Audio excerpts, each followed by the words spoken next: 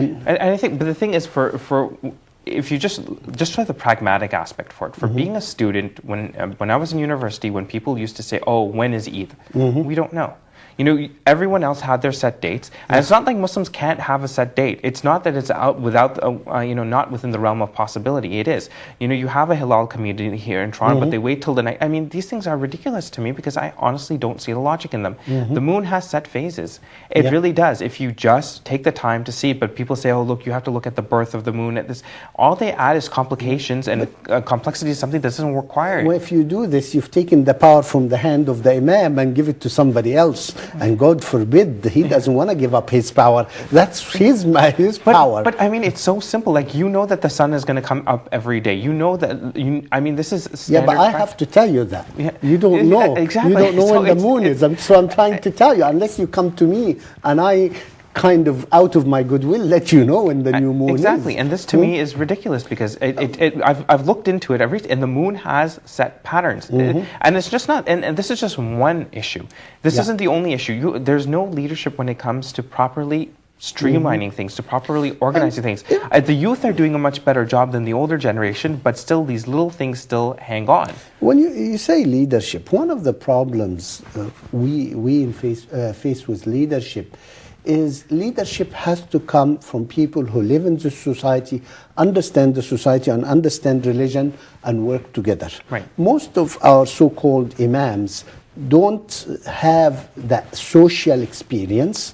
They have little education in religion, and they found themselves with time in their hand, why don't I start lecturing people in Islam? You know, to be a leader, you really have to have lived in society, be part of it, understand the issues, and understand Islam and marry both together, rather than, I feel most of it is resentment. Don't do this, it's haram, it's forbidden, don't do this, rather than understanding of what it is. Because Islam accommodates a lot. It's very accommodating religion. But, you know, it's that lack of, you know, living in society. I always say, how could somebody who was locked himself in a room, and I see some of the imams like this, all he does is he lives in this room, he doesn't watch TV, he doesn't read the newspapers, he doesn't know anything, and he reads books that's written hundreds of years, and they come and tell us how we should live our life. And this is the deadly mistake. I think that's the point that you're making, is that they're then out of touch with the populace that they're trying to preach to. It will appeal to a small group of people, but the majority as a whole, it won't appeal to. And the whole point is to make sure that you're appealing to the majority of the Muslims out there. But the problem is, again, it's lack of education, lack of leadership that prevents us from sort of moving forward. And if we can't move forward, then we're just going to stay in that static place. And this is what, getting back to that whole issue about free speech and hate speech, is when you don't have it, we're a rudderless boat. We go this way, we go that way.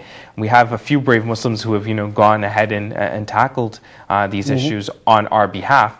But, you know, we haven't given them a lot of support, and we haven't worked together to at least get their message and their voices heard better out there. No, I give you an example. I attend a weekly meeting where we read the Quran and discuss our thoughts, and then somebody came and said, this is the Quran, you're not allowed to have any thoughts. Only read in the books that's written 100 years ago and tell us what it means.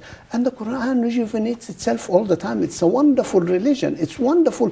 The Quran is the words of God. Nobody in any time could say this is the only thing it means. And yet you get some people who say, yes, maybe we should not try to reflect. Even though in the Quran itself, Allah subhanahu wa ta'ala tells mankind, ponder in it, reflect on it, find anything wrong. That's true. And yet, so did it say only to Muslim scholars to ponder? It challenged all mankind. Read it and ponder and challenge. And yet we ourselves as Muslims say, no, we're not allowed to understand it. We cannot understand it. We belittle ourselves. It's my feeling. I don't think you're the only one in that, and I think that a lot of people have that issue as well, where they think that it's not a question of challenging the Quran either. Some people argue it's challenging, but it's not challenging. Allah subhanahu wa ta'ala says, find something wrong and challenge it, but you won't find anything wrong. No, and that's the thing, but some people just don't do it because they think it's wrong. But the thing is that the more you do, the more you learn. You learn, and your faith becomes deeper because you understand the correctness of the book or of the word. Allah subhanahu wa ta'ala says, if you find anything wrong, you won't find it. So go dig deep and think you found, and you won't find it. Subhanallah. So, I honestly feel the problem comes from within us. We blame the media that it's against us, but we are not willing to go in a dialogue, in a discussion, present our religion in a nice way, the way it is really, and get the answer. We blame everyone else except for ourselves. I know, it's really sad. It's really sad. And everyone does it. I've done it myself. It's not that everyone does it. The problem is it's a bad habit, and that we have to break out of our bad habits, and we have to do a bit of self-reflecting on ourselves as to how we can improve as a whole. Everyone should. Yeah. And having said that, it doesn't mean there are people who do it deliberately to put Islam. Yeah. But Islam is such a wonderful religion that could rise on top of all this. If we show the example, if me as a Muslim show example, people would look and say, what's this guy saying? It's nonsense, because here are the Muslims and look how they act and behave. I think that'll change. Over time it'll change, because you always have a youth movement, and with every successive generation those views and opinions change. The only problem is that right now is that we have to be able to allow those youth to go into whatever field that they want to be able to go into and to express their views however they so wish and choose, again within the framework of Islam, and coming from an educated point of view. But who's teaching our youth Islam? It's the same guys.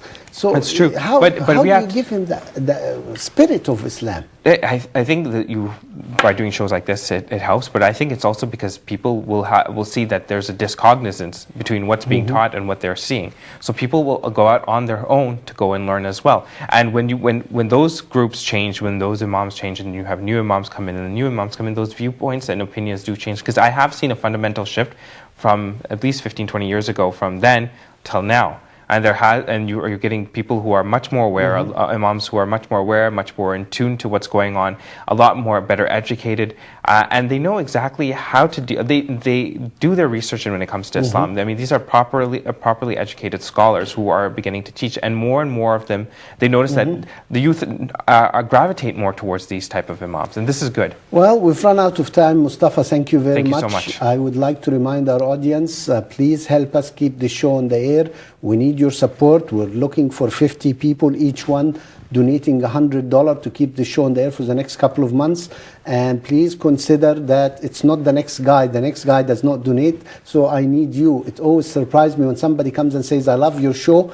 And I'm always embarrassed to tell them, so why didn't you donate? Why didn't you donate $10, $20, $30 to keep the show on the air? Thank you. Wassalamu alaikum wa rahmatullah. Allahu Akbar, Allahu Akbar. الله أكبر الله